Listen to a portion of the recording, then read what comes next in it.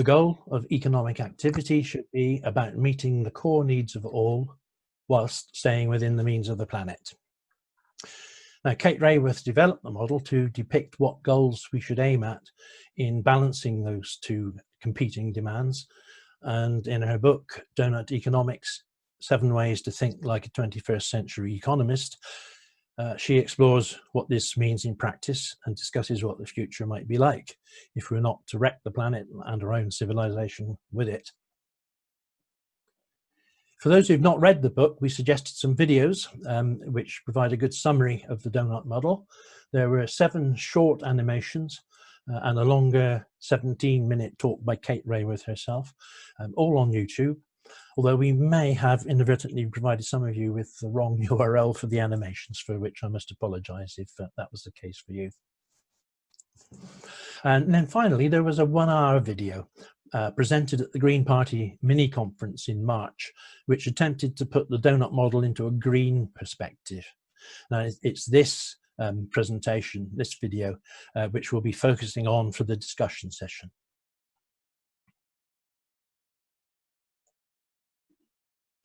Sorry, I have to park my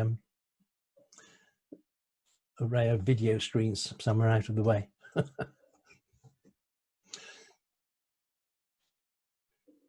Okay, so this is how we'll proceed. After this brief introduction, we'll take a closer look inside the Doughnut to just remind ourselves of its main features. And I'll just mention a couple of other frameworks which would appear relevant: the circular economy and the embedded economy.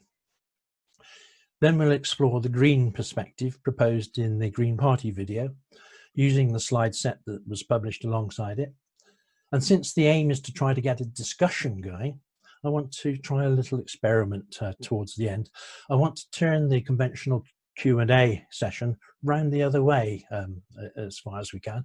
So I'll be sharing with you some questions which arose in my mind when considering the proposals in the Green Party video. And I'm hoping you'll be happy to comment.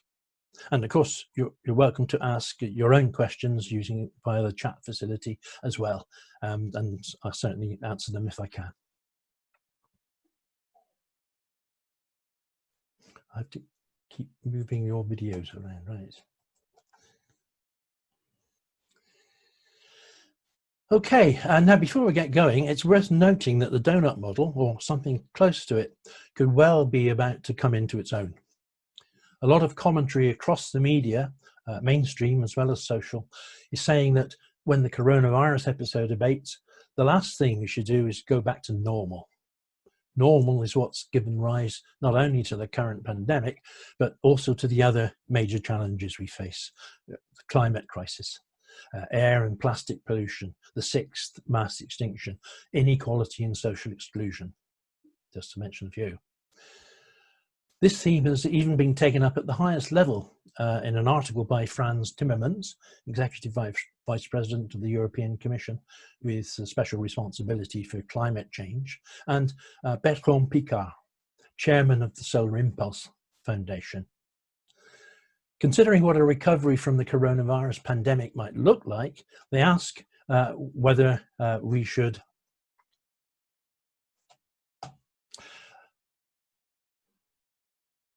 hang on, there we go.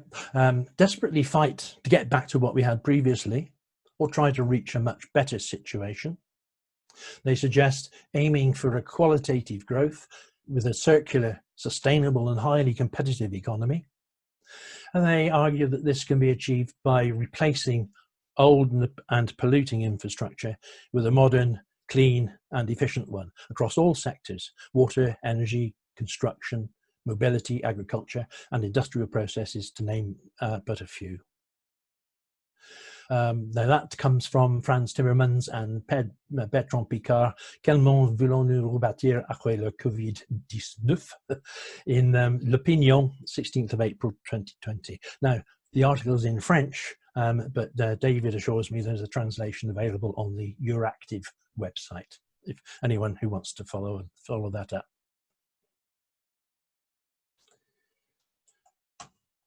Then, as if in response to this suggestion, the even better news is that in early April, the Dutch city of Amsterdam announced that its strategy for economic recovery after the coronavirus pandemic would be based upon the donut model. We'll know more about how that works out later in the year. In the meantime, you can keep up with developments on Kate Raworth's website, the URL, which is here, but if you don't remember it or write it down, you can always Google it. It's very, very easy to find.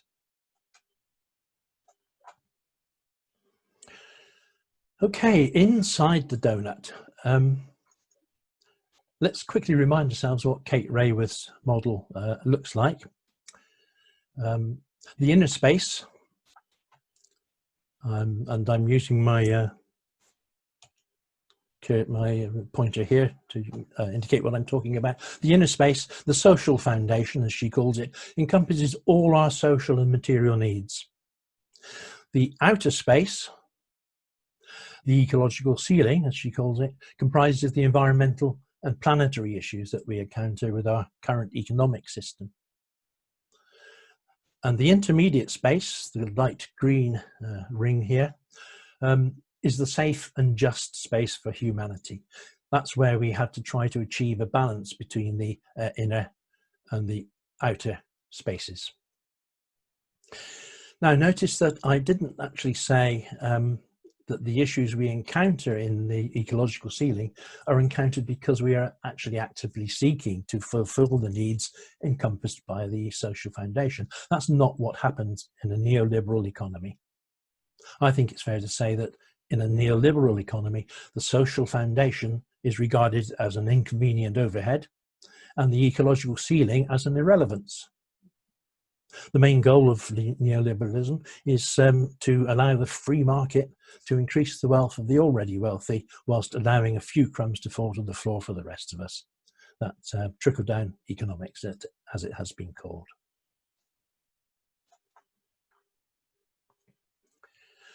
And we only have to look around us at the aftermath of a decade of austerity to see that many of the needs in the social foundation fail to be met. Nor do we fare any better on the ecological front, as Kate Raworth indicates or depicts in this particular diagram, where the red areas are areas for severe concern. Decades, centuries of fossil fuel use, habitat invasion and intensive farming have given rise to serious problems in climate change, biodiversity loss and land degradation, to mention but a few. But these are only the areas where we have currently been concerned enough to define acceptable limits, boundaries. They're outnumbered by other major problems whose acceptable boundaries are yet to be defined sufficiently for us to be able to take effective action. For instance, ocean acidification, that's on here somewhere. There, yeah. Chemical pollution, including plastics, of course. Air pollution over the other side. Ozone layer depletion next to it there, and our as yet unregulated exploitation of freshwater resources. And note, this extension of the model, just for the first time, begins to itemize the issues that we need to address within our safe and just space for humanity here. Water, food, health, education, peace and justice, gender equality, etc.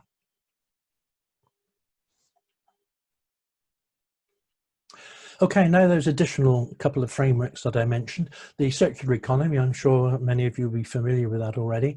This is actually a theoretical basis for the reduce, reuse, recycle meme, which many communities are adopting. It obviously has a key role to play in addressing problems in the ecological ceiling that Raworth identifies. But where, we might ask, does the circular economy make its real impact?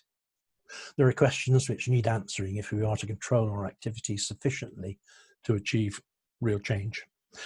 Does the circular economy act primarily locally? Is there a regional dimension? What's the impact nationally? And the second framework, if you like, is Kate Raworth's embedded economy. This view depicts the economy as being embedded in flows of energy, matter and materials through society and back to the environment. So you have solar energy coming in here through into the society and the economy, and waste heat going out again into the environment, living matter and materials, and waste matter, waste heat going back out into the environment.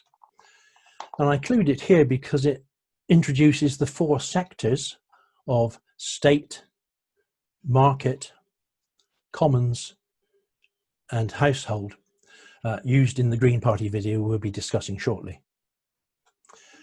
And we can start to see some more questions arising here. Are these financial flows, as she labels them in the middle of the diagram here, among the 4 sectors, are they the only types of flow, or are they the most important ones? But let's put that aside until we get to the discussion section. You might like to think about that in the meantime. Right, just to round off this look inside the donut, can I recommend that you go to Kate Raworth's website, not now, but in your own time, where you can find an interactive donut model to explore. Now bear with me while I try and switch screens. Right, oh, that's not worked. Okay, hang on a second. Ah, there we go, okay. Now this is looking at Kate Raworth's website. I hope you can all see that when I point at the diagram, various bits of information pop up. So this is quite useful for exploring some of the metrics, if you like, that do exist or have been put in place in the past. For instance, climate change here, if you point at that, it tells you what the current status is in respect of carbon dioxide concentration in parts per million. It says the planetary boundary is almost at about 350 maximum, and the current value at the time she put this together was 400, and I happen to know it's something like 416, the latest measurement. So it is bounding away out of control at the moment. There are some more metrics, for instance, like biodiversity loss, planetary boundaries for rate of species extinction per million species per year, at most 10, planetary boundary that was agreed. These figures, by the way, largely come from the United Nations Sustainable Development Goals. The current value for species loss is around 100 to 1,000. And rising. So again, a very serious problem. And similarly to the planetary boundaries, if you point at any of the social issues here, down here at the bottom, you get some figures and statistics popping up. So I think the Kate Raworth's website and this interactive donut model is well worth visiting.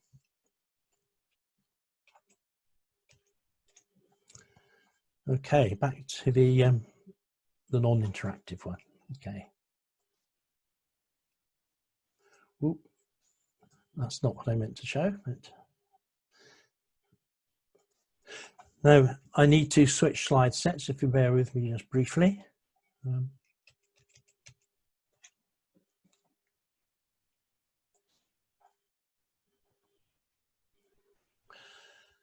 Okay, I hope you can all now see a donut with glaring green icing on it. Nod if you can, shake your head if you can't. Oh, good. Not my slide. This comes from the presenter who presented the Green Party video at the mini conference in March. I've tried in earnest to discover the guy's name, and I can't, but I thank him anyway for a very useful slide set. Most of the slides you're going to see now are his, with my commentary added. So, exploring the green perspective. Remember, I'm going to broadly summarize what the presenter said and maybe make my own comments in passing. And if you have a comment or a question, then please enter it into the chat window, and David, the moderator, will take notice of it and introduce it during the discussion session, which we'll get to very shortly. Now, the whole donut. Kate Raworth divides the economy into the 4 sectors, with the financial flows that I've already pointed out between them: government, household, the marketplace, and the commons. Here in this slide, it's called the environmental society. It's the same thing, just 2 different terms for the same thing. But the Green Party presenter suggests we might more usefully think of them as 4 mechanisms for exchanging value in the economy, not just finance, exchanging value, because value doesn't have to be counted in money, and nor can all kinds of value be counted just in money. And that's value characterized, in his view, by cooperation and collaboration. And in fact, Kate Raworth herself says as much in her book when she's talking about GDP. We know that GDP is useless as a measure of human welfare, which is what it claims to be. She calls GDP a cuckoo in the economic nest. GDP hijacks the real benefits of economic activity, well-being, happiness, however you want to characterize it, and turns it all into private wealth at the expense of those who play a vital role in creating that wealth in the first place. And she quotes economist Tim Jackson's quite well-known remark about consumerism. We are persuaded to spend money that we don't have on things we don't need to make impressions that won't last on people we don't care about. So maybe it is time to think about value flows rather than just financial. The presenter goes on to say that traditionally those on the left claim that the collective overrides everything else. Collective government overrides everything else. We'll look at the right-wing view on the next slide.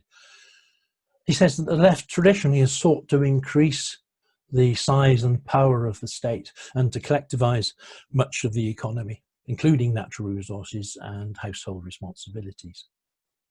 He claims an overly dominant state can lead to environmental, household and market breakdown. Now, there's plenty to think about here. Does the Green Party share the left's idea of nationalising every public service? And what do we feel about his assertion that a state which is too dominant can result in environmental, household and market breakdown? We'll come back to those questions in a moment. Traditionally on the right, says the presenter, the market reigns supreme and should not be interfered with by government. The right has sought to increase its power and to privatise or marketise much of the economy, including natural resources and household responsibilities. The household and the commons are marginalised, he says, leaving the immense amount of valuable work done in household management, child rearing and in the care sector unrecognised and unrewarded. He says that for most of the last century, the economic battle has been between these 2 opposing tendencies of left and right, and that neither outcome on its own is sustainable or desirable. The result, he says, is a confused muddle.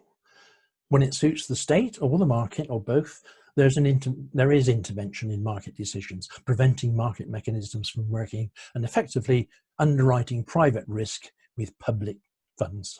For example, bailing out the banks in 2008, bailing out Flybe more recently, Richard Branson's brazen request, in my view, for public funds to support Virgin Atlantic, Tesco's paying out millions in dividends and then expecting to be bailed out by public money. In addition,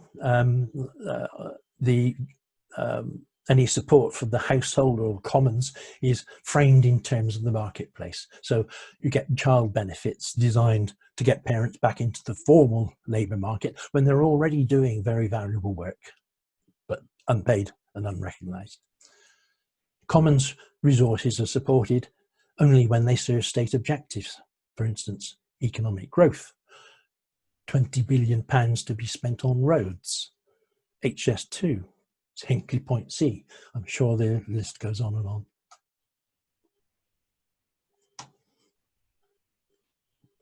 Oh, I've lost my cursor, so wait a minute.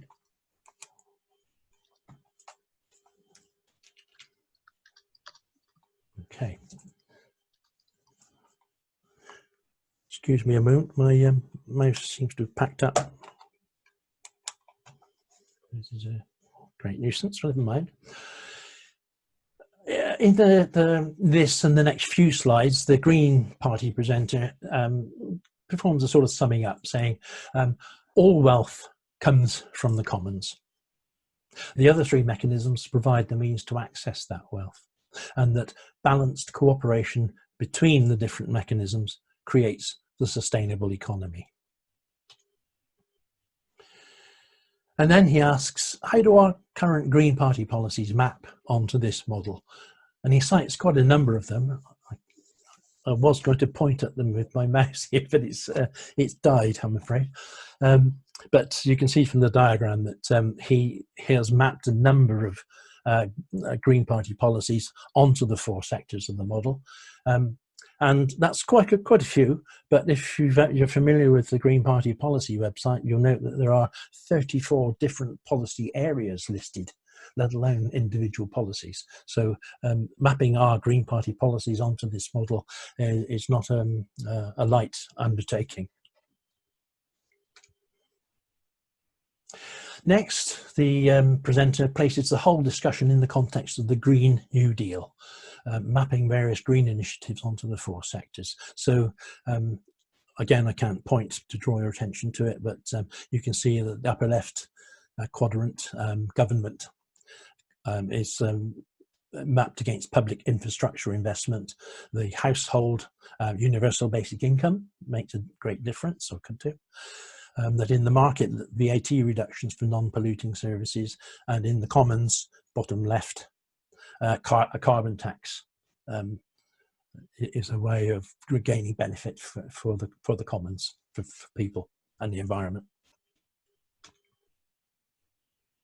And then he looks at how a specific policy like drug use could map onto the donut model. So the donut model helps us understand the implications of our policy in each of the sectors.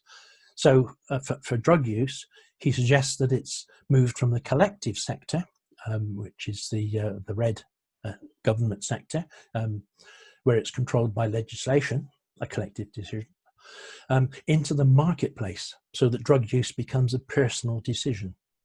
And the other sectors, the other sectors then allow you to assess what benefits or disbenefits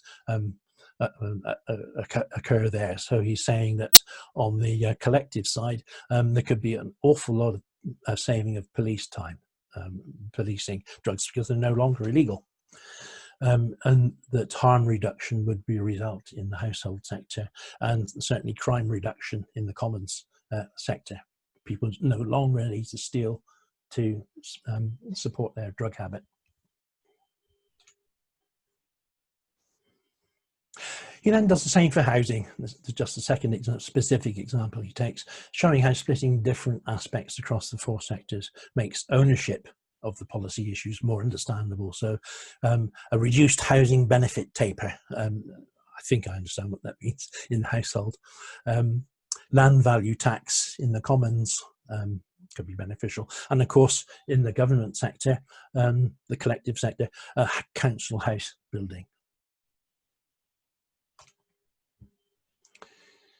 So summing up, the presenter says, our green objectives should be to achieve balance and harmony between the different sectors of the economy, let the market provide goods and services efficiently and freely, let the government provide public services and infrastructure and regulate the market, support and recognise the work done in the household, protect and manage the commons in a sustainable way, and let all these be governed by common objectives: environmental, social and economic sustainability. And he then, just to cap it off, I'm going to have a problem doing this because my mouse has died, but he then suggests some policy areas examples of how this balance can be recognised and managed across the 4 sectors. Healthcare, for instance, the state provides the NHS and social medical care. The household provides most personal care. Marketplace creates medicines, equipment, logistics, extra capacity and flexibility. The commons provides the foundation for good health, clean air and water, healthy food, exercise, social space. And in the education sector, the state provides public schooling, standards and regulation. The household provides round-the-clock support for personal development. The marketplace provides innovation, choice and opportunity for development.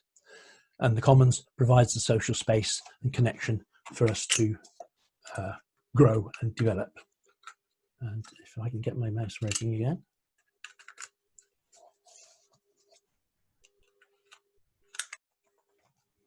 Hooray. Right, okay. And he's at pains to point out that if anyone questions the role of the marketplace in education, companies in 2017 spent £44 billion on training and development, compared with about £9 billion spent on higher education by the government and around £50 billion on further education by the government and students. So the contribution from the market in education and training is quite considerable and not to be just tossed away lightly.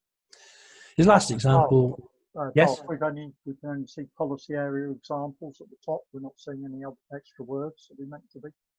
Sorry, I didn't get that, David. We're only seeing sort of... Oh, I'm sorry. It's because of my mouse. I wasn't able to click to give you the... that's it. Right, that's better. Thank you, David. Yeah, I got the mouse. I've revived the mouse with a bit of mouth-to-mouth there.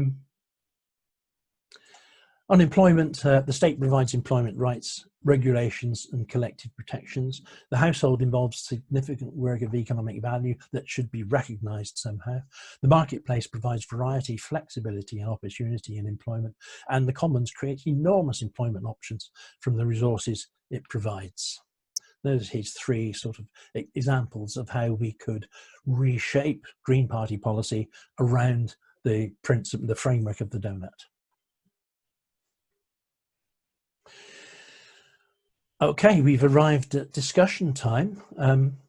Now, I've selected 5 questions which came to my mind while I was looking at the donut model and going through the Green Party presentation. You may have tabled your own or noted your own questions. So, David, I don't know how you want to run this. I think what I'll do is if I unmute everybody, and then Okay. Whoever would like to ask questions may do so. But obviously try and, surely if we're all muted, none of us can ask a single question now. I've unmuted you now. So Oh, thank you. So if you'd like to put a hand up.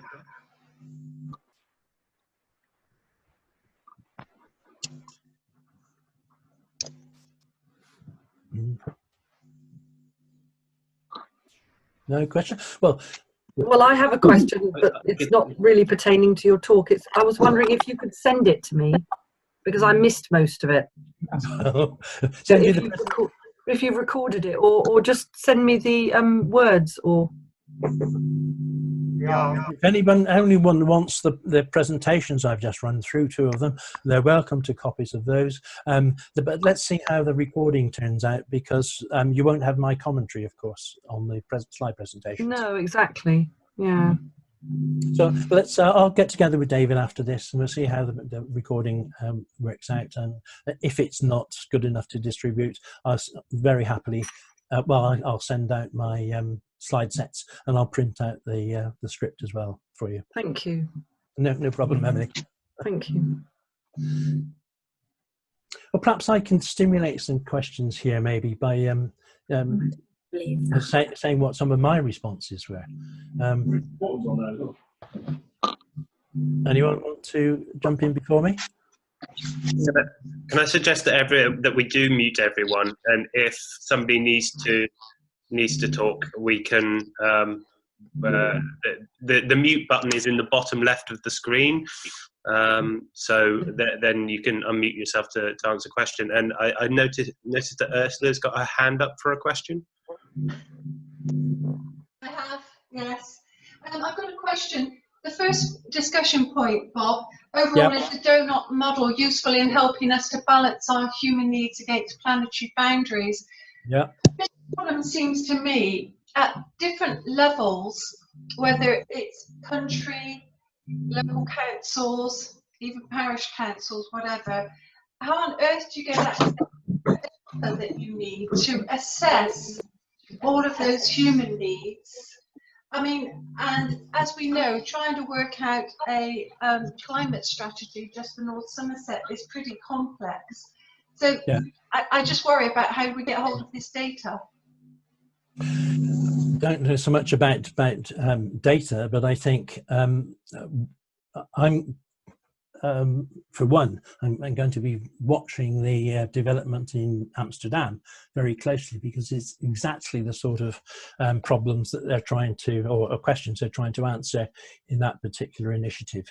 So I don't think we can answer all of those questions at the moment. I do think that what you said about different levels is important. I don't think that even with a substantial green presence in a government, which, I don't know, cross your fingers, we don't know how far away that might be, not too far, we hope. But even with a substantial green presence in the national government, I don't think it's realistic to expect... If you want to speak, you have to unmute it. Hello? Can you all hear me? Yes? Somebody said about muting. Right, okay. I don't think it's realistic to expect government at the national level to be able to act effectively in all areas that need change, according to the donut. I think a significant amount of what needs to be changed has to be undertaken regionally and locally. And that's why I'm particularly interested to see how the donut approach works out in Amsterdam, because that is about as local as you can get. But I do say I've looked enough at the Amsterdam initiative at the moment to know that it's not just local issues they're attracting. There are regional and global dimensions to the whole strategy as well. Anyone else? Well, on item 2, how can we recognise and reward unpaid work? Presumably, universal basic income. You're very faint, Karen, sorry. Okay, shout. Is that okay? That's better. Yeah, the second point, I could see that fitting in with the universal basic income, because you could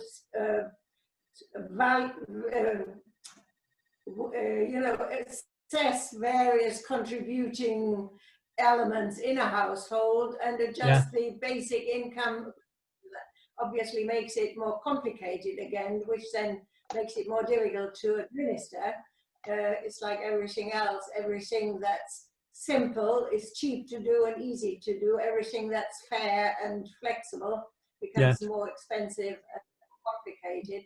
But I think those two would probably fit together, wouldn't they?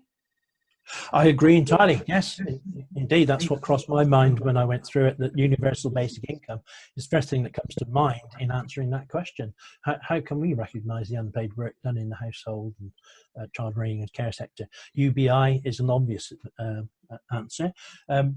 And if people have doubts in how one gets to implement a full universal basic income system, I don't know if Richard Lawson is on. He is. Yes?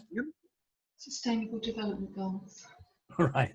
I don't know if Richard Lawson's here, but Richard, in his 1997 book, Bills of Health, recommended a sort of a stepping stone to UBI from what we have now, which he called the wage subsidy, whereby we simply remove one clause from the benefits legislation, which means that says that you have to be actively seeking work. And it means that you can seek work and take employment to a certain level and still retain your benefits. And that is a step on the way to universal basic income. That's one aspect of, if you like, of recognizing this unpaid work that's done outside the formal economy. Another one that you may or may not have heard of is a long-established process called LET systems. I don't know if you've heard of that. LET stands for Local Exchange Trading Systems. Now, these use communally agreed value equivalencies to enable exchange of local goods and services. So babysitting for a box of vegetables, for instance, hair cutting for plumbing, care of the elderly for a spot of gardening, that sort of thing. There are lots of these schemes in operation throughout the world, have been since the 1980s when I first wrote about them. So that's another way of generating value, if you like, just value from the efforts put into the household and care and child rearing. And there may well be a role to play here for local currencies, Bristol pound, for instance, Totnes pound, and the upcoming digital currencies. I don't know if anyone's picked up the news recently that China has announced that in one of its provinces it's going to trial a digital currency. Our own organisation, that positive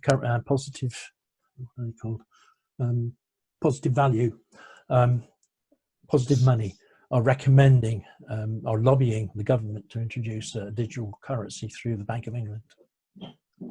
Stuart, did you want to say anything? Yeah, could everyone hear me okay? Yep. Yes, Stuart. I was just going to say on the other thing about the universal basic income and valuing informal, what is currently classified as informal work, because I think it does, at the moment, the market decides to an extent who gets paid, or overpaid in some cases, on things that the market considers to be useful, whereas there might be other ways of rewarding work that is more socially useful rather than what the market believes to be economically useful. So I think the UBI may go more transformative than just what was said before, although I agree with what was said before.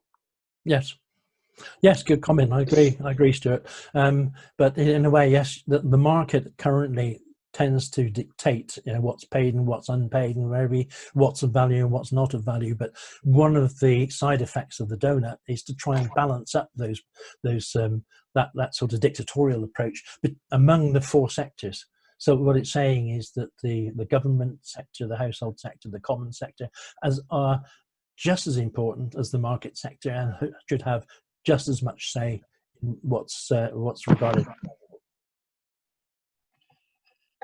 Okay,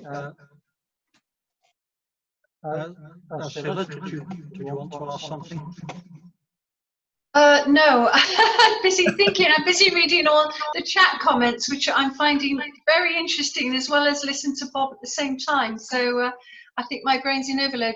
Actually, I have got a question. I don't know, where are we so far as job guarantee is concerned vis-a-vis universal basic income? Are they regarded as alternatives, or are they presumed to be linked in some way? I'm not exactly the expert to answer that question, Ursula. I have, in my readings about universal basic income recently, I have come across people who promote it, who do link it to job guarantees as well. And I know that in certain instances throughout the world where they've implemented what is substantially a UBI, they've linked it to job guarantees as well. Yeah. Mm. I think that's a good idea myself. But what we're saying here is that if we would like the Green Party's policy towards universal basic income to include the question of job guarantees, then we ought to lobby the Green Party Policy Committee to include it and change the policy. Stuart and Bridget, did you have a question? I did. It's Bridget. Hi. Using John's login. I was wondering about sectors that I really don't like insurance, things that I don't understand why. No, I do believe in insurance, but the whole overinflated load of money that gets moved around. I just wondered, is there a kind of getting rid of services that we really don't need, that we pay in excess money for? I don't know, there's something about, can you see how things would be removed, or sectors that we don't think are good for society at all seem to diminish in this model? Well, I come back to what I said to answer Stuart. I think that one of the big benefits of the model is that it reminds us that the marketplace is not supreme. It doesn't reign supreme, and that things that are regarded as important nowadays might well be redressed by taking a more balanced attitude amongst the four sectors. I think that's about as far as I could go on that. Does anyone else have a view on that?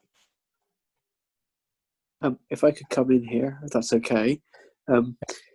I think the key there is value. So you're saying which sectors do we want to grow, which sectors do we wish to shrink effectively.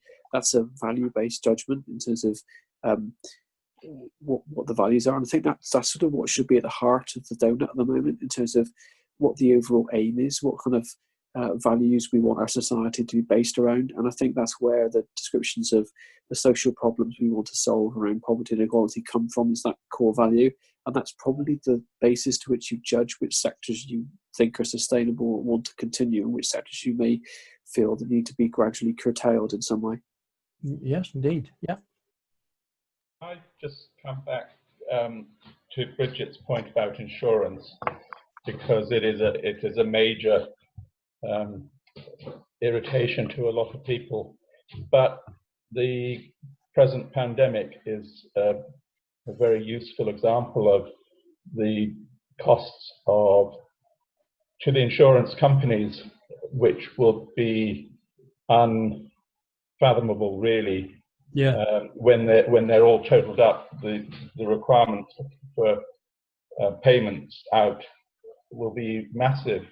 And unless there is a system whereby the commons, because it is mostly an element of the commons that is actually putting up the money for that, yes, they do want a reward for putting that money up or at risk.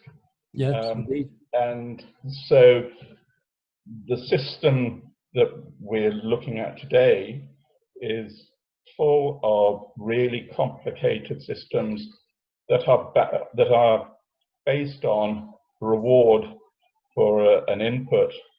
And what I'm guessing we will have to do if we're looking at the donut system is we have to reevaluate what's a fair reward for the risk that people are prepared to put their capital against. Yes, I think you're right. Absolutely right. And that's a good indication, really, of I think what the Green Party faces if it is going to adopt this this approach of remodeling its policies to fit into the donut, and taking into account the four sectors and the way we need to balance things amongst them. So that's precisely the sort of issue I would hope would be debated. Richard, do you want to come in? Yes, I would. I'd like to address Bridget's very, very important point, because we're actually looking at going into a global recession or depression quite soon. At the moment, everyone is concentrating on the pandemic itself, but the economic problems that have, the economic reactions which most countries have already had to install, is going to produce a massive, massive recession with huge unemployment. Yep. And hopefully we can get global action on the money. For instance, tax havens. It would be all this money is leaching from many, many national economies out into the tax havens. And if we can get global action on the tax havens, and just stop that, that will make a huge difference to national economies. And then there are other things. The Tobin tax has been suggested too, and that is a way of drawing money back from it. And also, if you remember back in 2008, we were talking all the time about the derivatives market, this other economy that is worth some 10 times the global GDP. Nobody knows exactly how much it's worth, but this is massive. And the basis of the derivatives, the simplest derivatives, are in fact insurance policies. They were insurances for farmers. Yeah. So there is some very interesting global issues of money that might save us. Mm-hmm. Thank you, Richard. Anybody else? Sorry about the echo.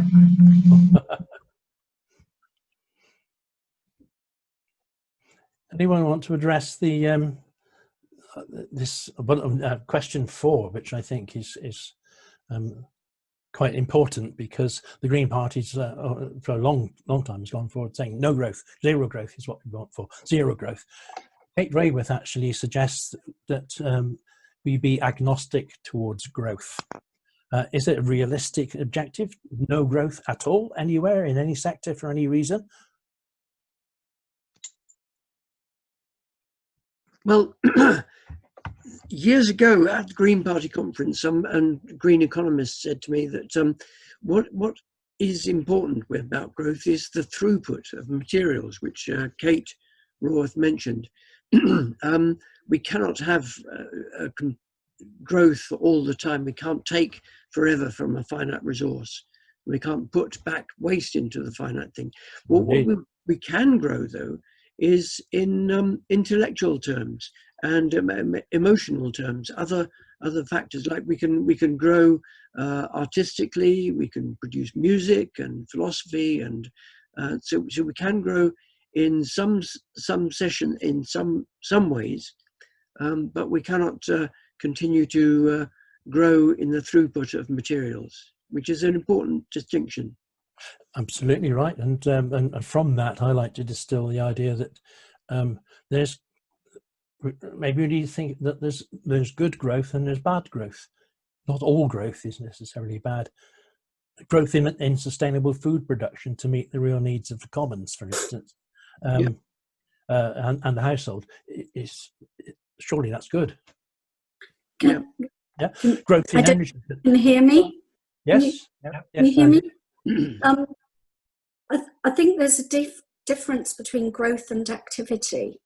Okay. Growth as in GDP, the idea that we keep having an extractive world where everything that we just consume, materials, everything that we use is a vital resource that we're extracting from the earth.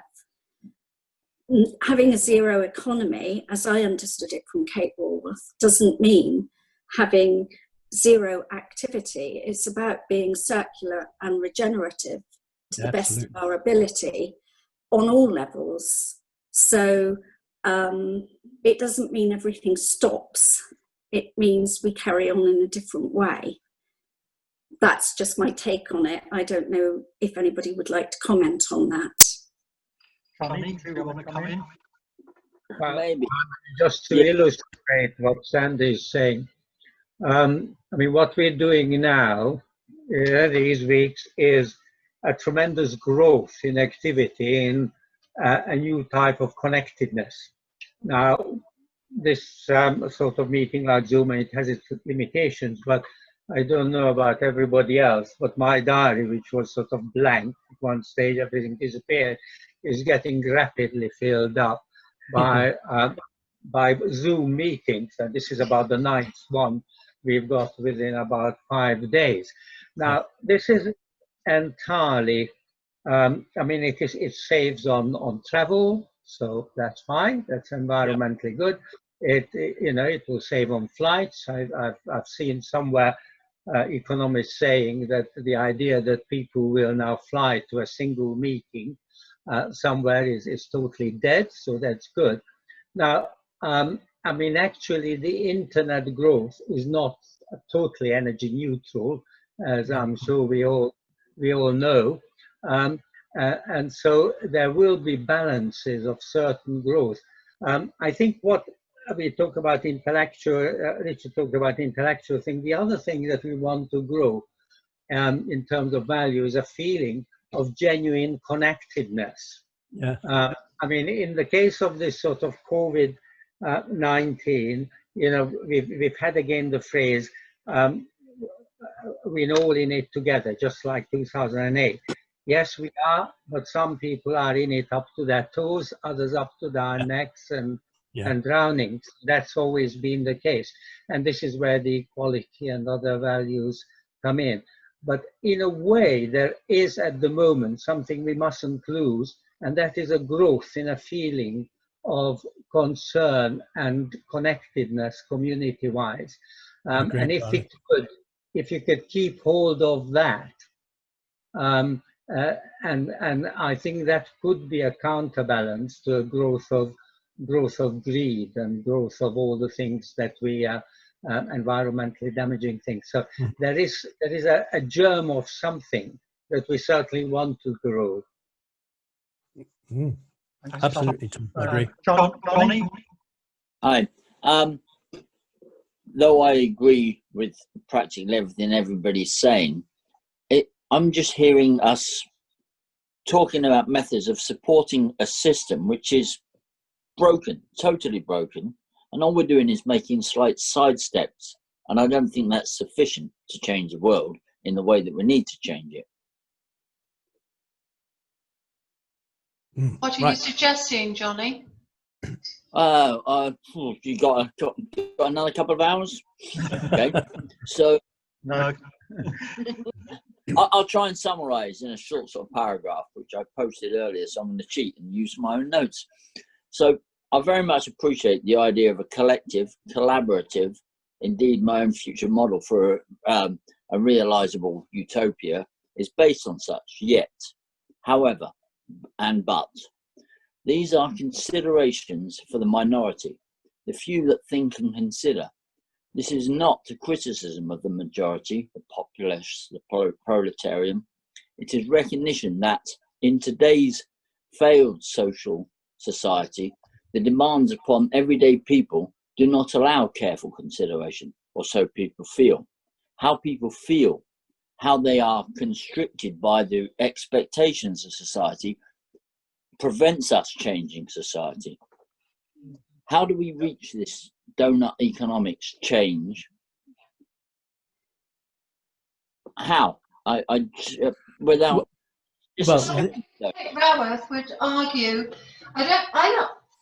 I think she would argue that what she's putting forward is a new framework within which we can think and act and deal with the issues. And in part, whenever you introduce a new framework, a new way of viewing things, inevitably, one of my criticisms of the book, actually it's very well structured, and she very appropriately identifies that we need new frameworks to work with. But in her chapters on the way in which people experience the world, the frameworks, the metaphors they live by, it really underestimates the huge amount of change that is required within a democratic society for people to start seeing the economy in a new way. Even the challenge of saying that we need to move beyond GDP is immense. And actually, one of the reasons why COVID-19 might help us move forward is that it's such a fundamental change in how we're doing things, that it opens people up to other big changes. But, you know, a lot of my own research in education was about how, this was with accountants, not economists, how do you get them to move beyond the rational man? And I can tell you, this is not an easy trick to pull. So I applaud what she does in the way she does it, but and it's essential to have this framework in my view.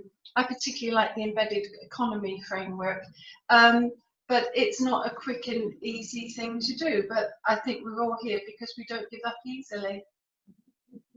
Okay, if I can just finish what I was going to say, and thank you for that. I'm not sure who was speaking, but thank you. All right. No apology. Thank you, really.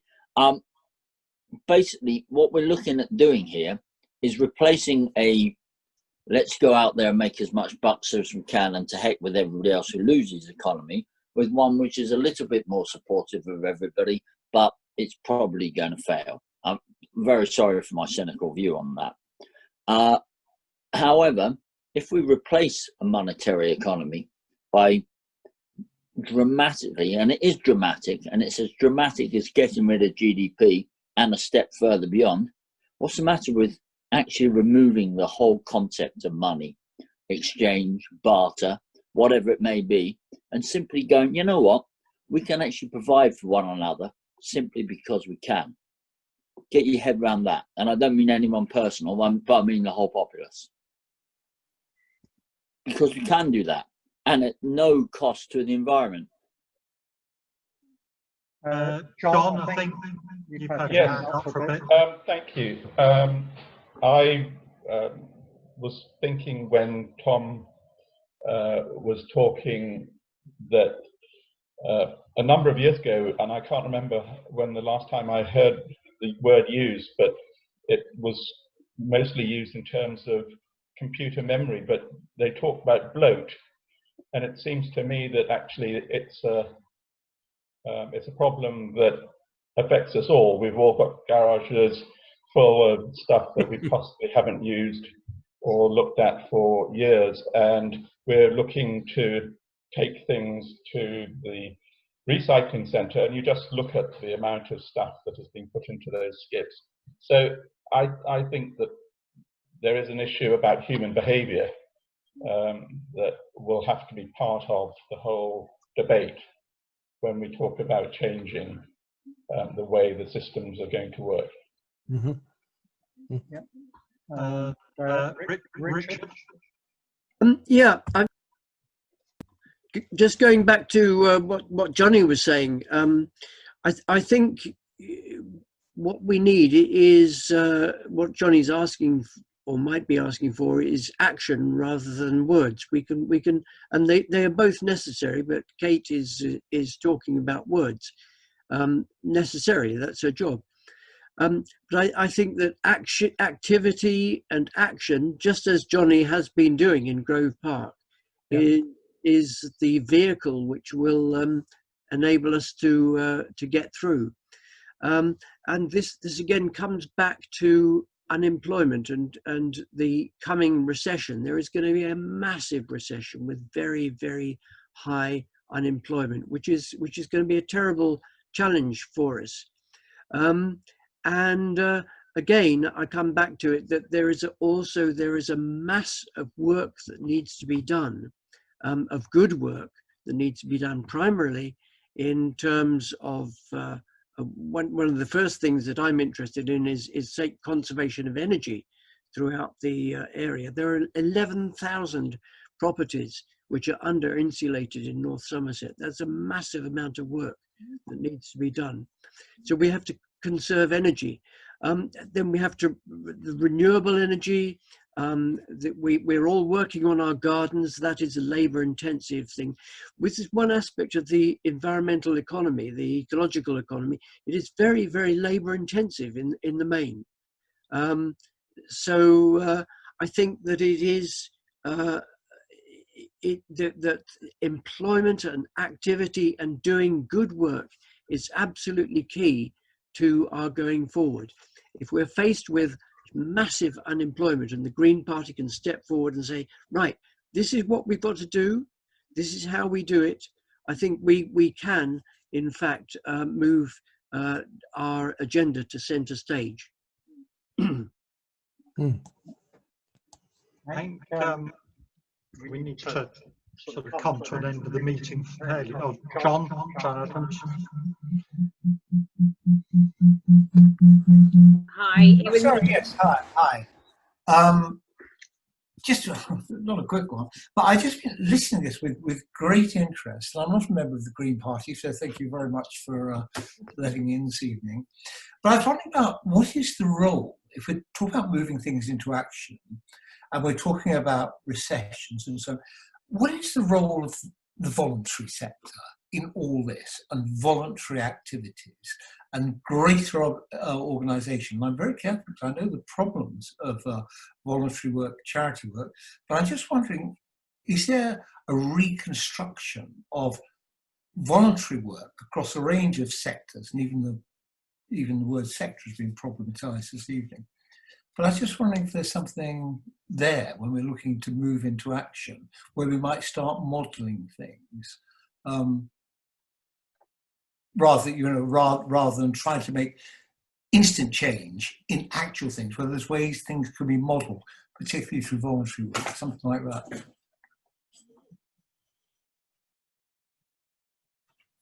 My my view on that would be that's where the commons and the household.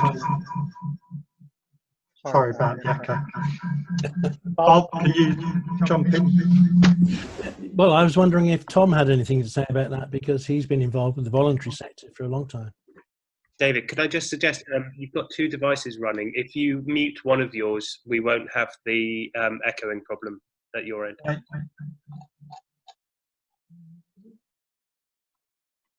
Can I chip in?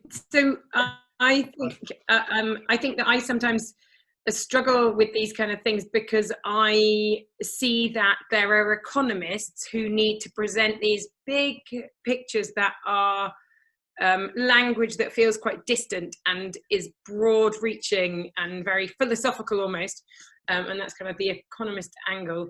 And then there's those of us who feel like they're desperate to do, and they see that action needed, and they see the problems in front of us on the ground today. And I know Johnny's one of them, and I know others are as well. And that's where I feel like I want to know almost the how, instead of, because it feels like that's quite a broad theory, and it's all fine for the Green Party as a whole to think about taking it, but I want to know what we can do now on the ground to make it work.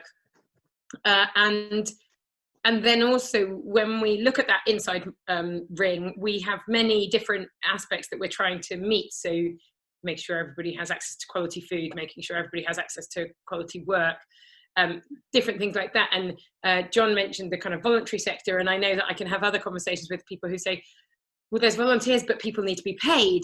So, so there's weighing up all those challenges of, like Richard said, you know, the high unemployment. But it did get me thinking, because the people on this call, and John and Kingsley, like, and others, but people involved with low carbon Gordano, you know, if the council, if the government isn't ready to make our retrofitting schemes happen, are volunteers and our active people ready to crowdfund something and then employ people and make new methods of employment that may start with boards of volunteers? Because we know those voluntary sectors kind of happen, but could they then pay staff? And then you're creating those jobs. So kind of seeding something out of a different way, but that's me spewing. But it's just that recognition of there's the do now, and then there's the economic vision model thing. And sometimes I get frustrated or find as I listen to a theory, I'm just there going, I don't know what to do in my backyard. And I thought it was worth sharing that challenge that I can see. Absolutely, Bridget. Yeah, yeah.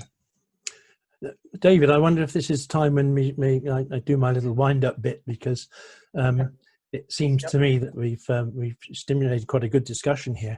And yes, we need to be acting on the ground. And what Johnny's done in Weston-super-Mare is a great example. But just to refocus slightly, what we're talking about here is, or what the Green Party presenter was talking about, was whether we should, and if so, how, to reframe Green Party policy within the framework of the donut model. Okay, that's more words, as was pointed out, rather than action.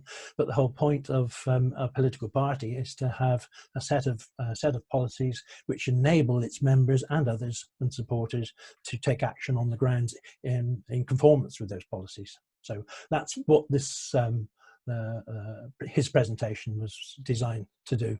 And he talked about next steps, and he said, first of all, let's free ourselves of these shackles of these dogma-oriented language of ists and isms and all this sort of thing. Let's resurrect the economic policy working group in the Green Party to focus on donut economics. Let's reframe the existing policies to conform more with the donut framework, which, as I've said before, I believe would help to redress the balance. Currently, we labour under a system which is governed at one end by the government and the other by the market. The household and the commons don't have enough say. I think the donut model will help us redress that balance more justly. And finally, he says, let's define what we mean and what outcomes we seek, allowing policies to be tested against expected outcomes. In other words, real evidence-based politics. I suspect, though, that much of interest will emerge from the Amsterdam experiment, which will begin to answer some of the questions you've raised, both in terms of the theory, the donut economic theory, if you like, and the model, and in terms of what action we ordinary people can take at ground level, on the ground. And I, for one, should be keeping close watch on it as it unfolds. But you can do so too by following it up on Kate Raworth's website and her blog. And maybe I can leave you with these words from a recent article by a commentator called Paul Knott, which was published in the New European on the rise of the Greens in German-speaking countries. He said, as Swiss Green Party leader Regular Ritz told me, there is a crisis in the traditional parties who have become too focused on defending the current situation, the corporate interests in their networks and their own power. They've moved too far away from the people, who want problem-solving, not money-making politics. Many people are therefore attracted to our analysis, Greens, of how to reshape our society and the global trading system towards sustainability. They want solutions for the 21st century, not the status quo. That was in a New European dated 19th of April 2020. I suspect that if we don't get too seduced by the donut model, we look at what results it's producing in Amsterdam and the other initiatives that have been set up on the donut model, and also what's happening, for instance, in Switzerland, Germany, Austria, with the rise of the Greens there. That will answer a lot of the questions we've raised tonight. So thank you very much, David, for being host, and good evening all, and thanks for coming.